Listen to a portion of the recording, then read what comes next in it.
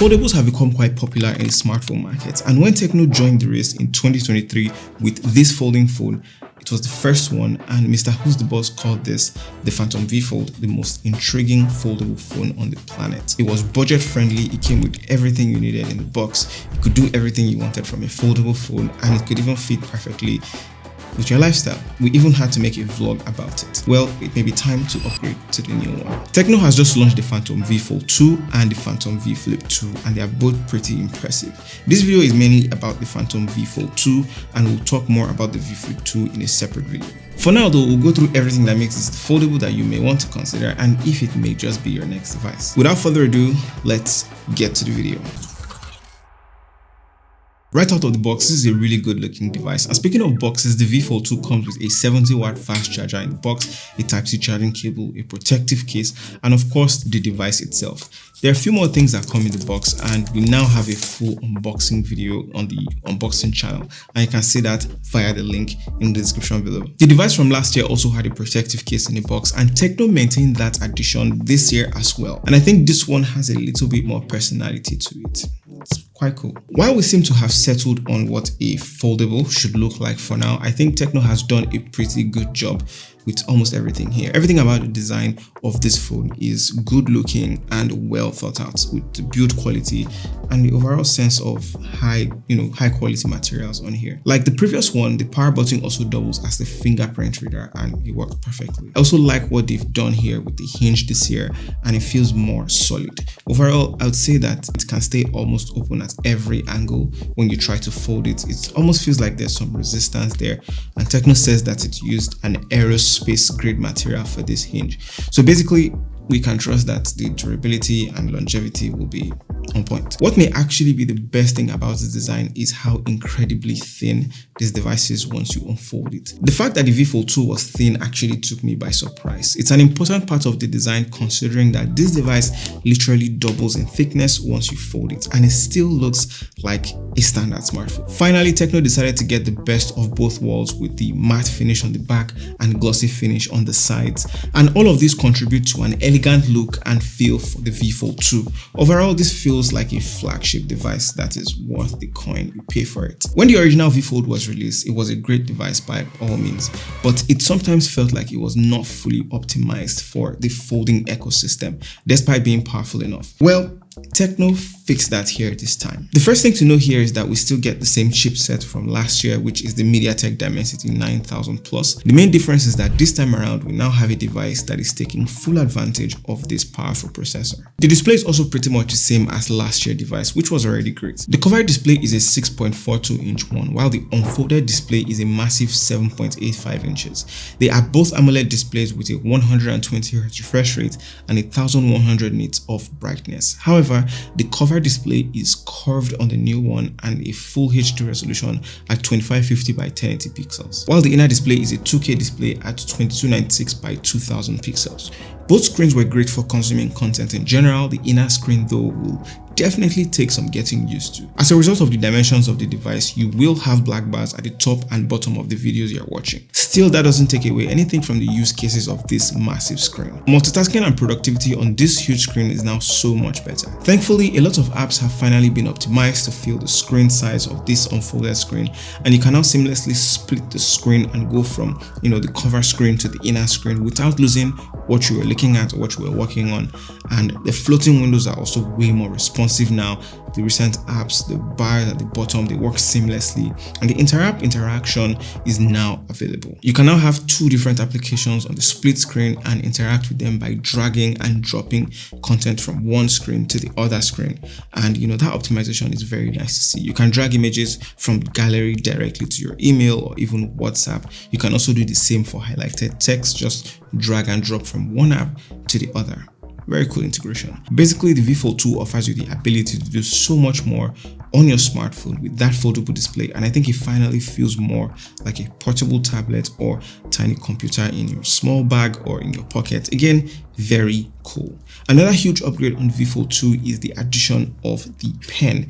The inner screen of the V Fold 2 is the only one that's compatible with this stylus pen. Yeah, let's talk about the pen. Adding a pen to this device made it even more fun to use. Whether you're taking notes or whether you're trying to draw or whether you're trying to illustrate something, you now have a pen that again upgrades the user experience of the TECNO Phantom V Fold 2. The pen is designed with an 80 mAh battery that should last around 336 hours on a single charge. The pen allows you to perform a number of tasks with the tap of a button. For example, if you're on the home screen or the lock screen and you want to quickly take a note or draw something, you can just double tap the lower button of the pen. It will open it up and you can start drawing stuff. I think it's quite nice. Another useful function is if you want to capture a specific part of the screen, you can just press and hold the lower button to turn black and then you drag a portion of the screen and it takes a screenshot for you.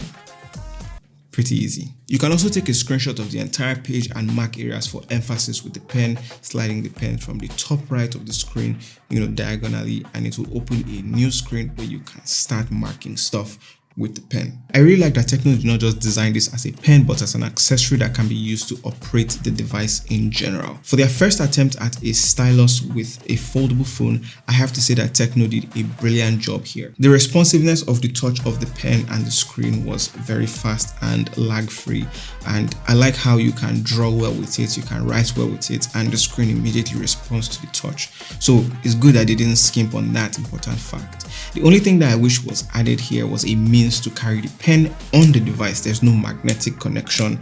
You have to carry them separately. So I wish that was there. Having it as a separate entity increases the chances of forgetting it somewhere or probably just losing it. But the V Fold 2 gets even more interesting with what it offers in the area of artificial intelligence. Let's talk about AI. For the assistant, you can either go with TECNO's native AI assistant, Ella, or Google Assistant. But what makes this even better is that the device is compatible with Google's Gemini. It offers advanced voice search. You can use it to summarize an article. So if you open a website and you want to get the most important points on the article without reading the entire thing, I can just say, "Hey Google," while the page is open, and then just click on the add this page button. Once it's uploaded, you can add another voice command to summarize the article, and it will do just that. It's also compatible with images, with PDFs and CSV files for your spreadsheets and stuff. Another great feature is the two-way conversation translation. This one took a little bit of snooping around to find, and you will need to go to the control center for that and add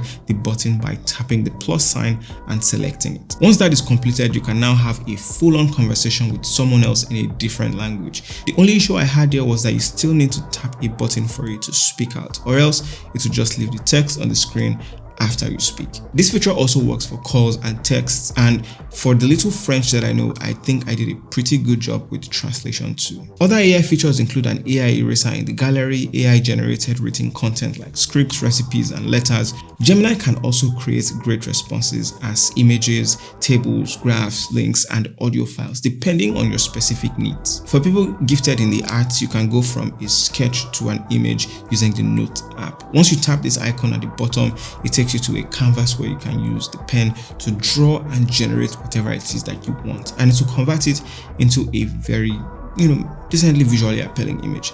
I had a lot of fun with this one, and keep in mind that it may be a hit or miss sometimes depending on how understandable your sketch is. But speaking of images, let's now talk about the cameras on the Phantom V Fold 2. Before we get into the nitty-gritty, there are 3 cameras on the back of this device, and the best part is that all 3 cameras are 50 megapixel cameras. You have the 50 megapixel main camera, the 50 megapixel telephoto camera, and a 50 megapixel ultra-wide camera.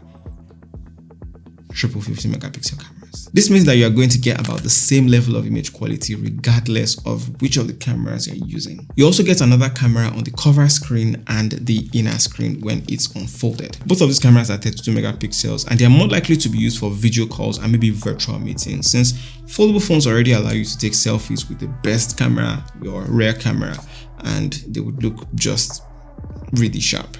So while the photos I got from the selfie cameras were pretty decent, I can always opt to have a 50 megapixel selfie camera with that massive camera on the back here. Let me know what you guys think about this image quality in the comment section below.